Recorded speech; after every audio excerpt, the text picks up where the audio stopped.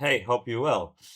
Let's start a short series about the replay systems. Hopefully you'll like it. If you like it, I'll just continue and do the long analysis of replay systems.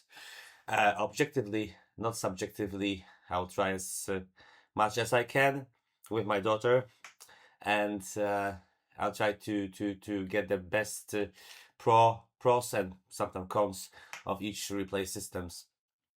So I would say, obviously, as for me, would have like something like a pyramid, and the top tier, like at the edge, the top, the fringe, would be the uncontested XT-VIA from EVS. And why? Because still, even though you have a lot of competitors, finally, there's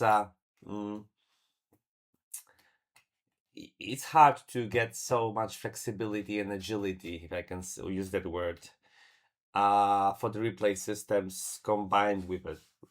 Replays, metadata, logging, exporting, importing at the same time, exporting to NAS, growing files, getting from the post productions, integrating Avid suites, Premiere suites with the like IP link from EVS, which is basically the plugin you just put to the software editorial suite, and therefore you can easily manage the files on the server, EVS server, and it's just robust, and it works without crashes.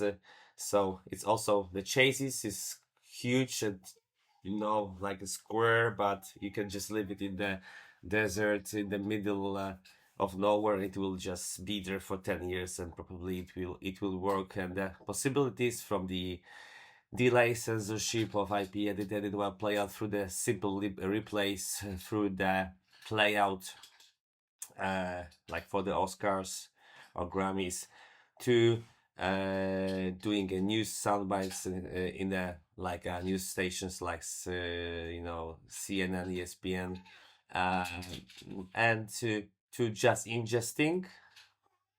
I think, and this is just only the surface, the EVS is offers the most for the most environment, for the most demanding clients if they have a lot of money. That's the problem. If they have a lot of money, and you have a lot of codecs, you have a long hop codecs, you have intra codecs, you have different options. HDR, SDR, AVC Intra, Digam, Apple ProRes, DNX HD. That's cool for the workflow environments, which are sometimes the client says, I want to work in Apple ProRes. Over. If your server is not working in Apple ProRes, I don't want to transcode. I don't care about transcoding. I want to be without transcoding. If your server doesn't work in the Apple ProRes, that's no go. So that's cool, yeah? But it's too expensive. We don't need such expensive systems in most productions. Let's face it. Then when we go to something which is paying less, not sacrificing money, but also, which is new, not sacrificing quality, which is a broadcast grade, and I would say the Riedel Simplylive, as for me, it will be competitor and contester to EVS, like Evertz in the United States, as Evertz is quite competing already. And Riedel is just all in one. It's cool for me because smaller server than EVS, cheaper server, broadcast grade, and you can have the base. So what's up? Oh, yeah, I'll go there in a second. Kids, yeah, and you can have this for you server, which is like small like that. That's cool. You can put it underneath your table. You don't need the Obi-Wan. In EVS, you have to have a EVS server, vision switcher, audio switcher, graphics suite, var server, blah blah blah, a lot. X file for ingesting and exporting, IP director for logging, for managing, and you just have to buy. You spend millions and have 1 kilometer of square meters, 1 kilometer of square meters, or acre of space just to put it, and you will not just put, let's say, all this in a beach on the beach when you're doing some event. Sometimes you don't have time, space for that. And then comes Riedel for your server. You can have 3 users. You can get a visual switcher and audio switcher and integrate the graphics, preload the graphics to audio mixer and vision switcher, and just fire the graphics also from that, or just put from the same station, trigger that through the NDI and graphics suite. So already you are, just maintaining people. One person, second person can be replay up, third person can be a replay up, and or second person can be a replay up, and third person can be a VAR. You can have a VAR. One person is doing vision switching and audio switching. Second person is doing replays, and the third person is doing VAR for you. Crazy amazing. Then in that box you always also have export and import exfile. You have parts of IP director. Crazy, and it's so small. You just put it here and you have all production. It's really cool. I think so. It's really cool because you also combine all these systems. Like if you know EVS, you have pages and banks. If you know Grass Valley, you have a live touch interface. Evertz guys from United States, choose US. We have the widgets, plugins. You can just integrate Stream Deck and other parts to the Simplylive. Hey guys from esports, you can just integrate Stream Deck to the replay server. Cool. Think about the macros and your triggering things, your highlights. Crazy. Also, then we have an Evertz which is not so famous. How's famous? Yeah, bad word in Europe maybe, but it's super cool in the United States. They do a lot that in the United States. I know that you're doing a lot in the United States, which is I think a bit of competitor to EVS. Not only even in colleges, yeah, but in the bigger productions. And I know the Americans love also Evertz DreamCatcher. And it's really just robust. It wasn't as stable when I tried it as a first guy in Poland, thanks to my business partner, Blackburst, and I think also it was with cooperation with Studio Tech, if I'm Studio Tech Poland, if I'm right. And I was playing with that 2014, 2015. I loved it because it had something which EVS didn't have. Touchscreen interface. I was like, Minority Report. I could do everything, widgets, plugins. It was EVS but fancy. I loved it, but the problem was stability, and that this is that was a problem. I was always pro competition. I was testing the Evertz DreamCatcher when my friends from south of Europe were calling that not a DreamCatcher but a catcher. That was for fun, obviously, but it wasn't fun for me back then. Now Evertz is cool. As far as I'm concerned, it's ruling. It really has a lot of contracts in America, and it's working. It's stable. It's just robust. Really is getting to the IP really well. So it works. Come on, let's give it a chance. Now it has what, 5-10% of the market, like a Riedel Simplylive. So 90% I would say it's EVS, and then this 5-15% niche is like this Riedel Evertz. Grass Valley there is, yeah. I love Grass Valley, like AMP. If you want, I didn't check it much, but if Grass Valley AMP solution, if you want to have just a control room in your home office, you can just get monitors, good internet, and then therefore connect a little bit of everything in your monitors through the cloud server, and basically have fully cloud. I love still Grass Valley Dino S, and I had also Dino without Summit, and it's like 15 years old. It works. It had everything what EVS should have been implementing for 10 years ago, for LSM remote, touchscreen intuitive interface, swiping, dragging and dropping. After 15 years, Grass Valley Dino S is working. Cheers, hey Fisher.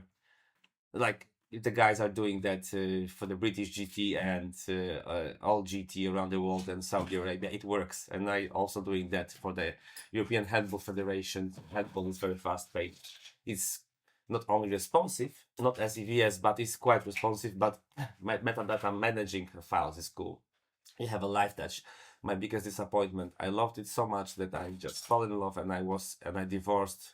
I was promised a lot, and it wasn't working as expected. It's not supported anymore. So that's it. Like, no offense towards Live Touch, but I had expectations.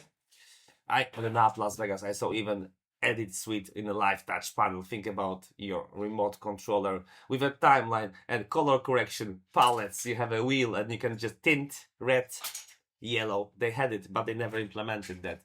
You had a bit some kind of a tracking on the timeline, like a sensor mode, pinpointing location, and just like tracking. It was crazy, but they never implemented that. I finished with just doing in-out safe playlist in Eurosport because I was the first one in Eurosport Poland to be chosen with 2-3 guys to train more all Eurosport crew. Now the guys are autonomous, they're doing themselves everything, but we were trained by the British trainer, few of us, and then we trained other guys in Eurosport and therefore in Poland. And then you have like a Vizrt 3-play. I'm not a fan, but it's really cool. People are using that. I didn't like the workflow for the old Vizrt. I haven't checked the new Vizrt 3-play. The old, for me, it was a bit. I didn't get the interface. But if in Poland, let's say we have a few operators of Vizrt who are working and willing to work on it, that means something. It's not as easy, yeah. Because we have also Sony.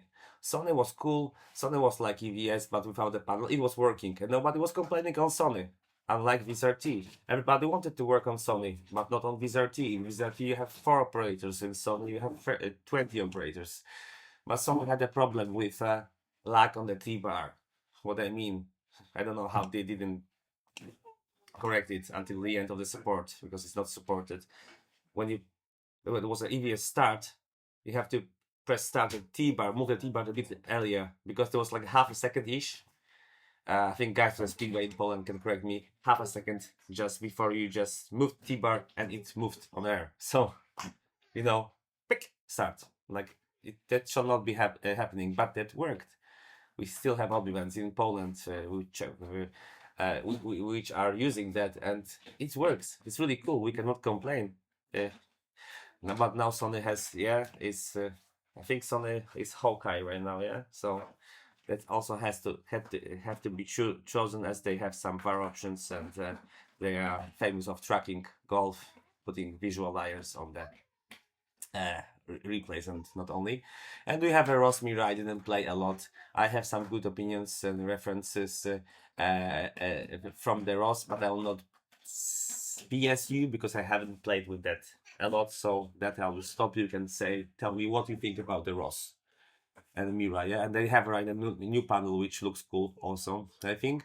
And you have a slow-mo TV, which is I think the cheapest option from this board, because you have like this EVS, which is 320,000 euros. We have a maybe Simplylive Riedel, which the most expensive maybe is, I don't know, 140,000 euro. I'm just giving you an average, so you understand that the level is not accurate.